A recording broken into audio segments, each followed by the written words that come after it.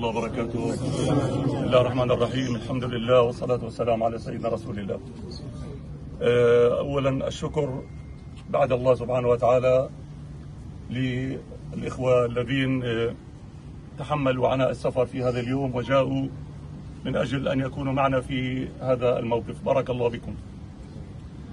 الشكر للإخوة طاقم المحامين من مؤسستي عدالة وميزان الذين واكبونا خلال ال4 سنوات الماضية. الشكر طبعا لأخي أستاذ محمد بركة رئيس لجنة المتابعة وكل مركبات لجنة المتابعة، من حضر منهم ومن ظرف لم يسمح له بالحضور.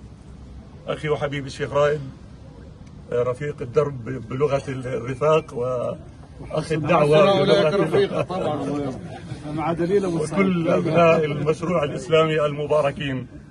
الحقيقة في هذه اللحظة أنا يملأني الشعور بالاعتزاز، لأن الذي يزعمون أنهم أدانوني به هذا بالنسبة لي شرف كبير أن ننتصر ونتحدث عن المسجد الأقصى المبارك بأنه حق خالص لنا وليس لغيرنا حق ولو في ذرة تراب واحدة فيه.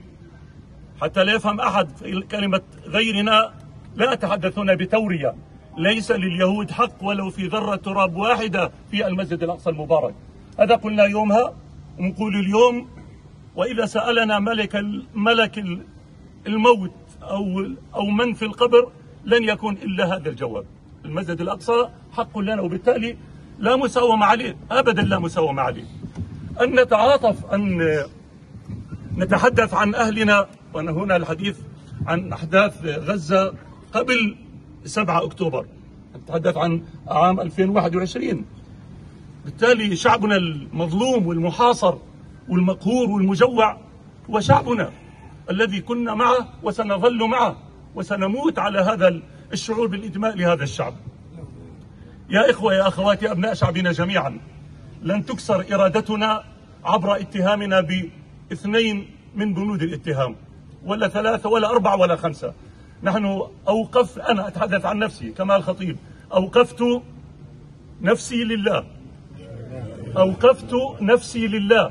معناته أوقفت نفسي لله يعني ما فيش حدا فيه له حصة أكثر من الله في كمال الخطيب أبدا، لا الزوجة ولا الأولاد ولا الأحفاد أبدا.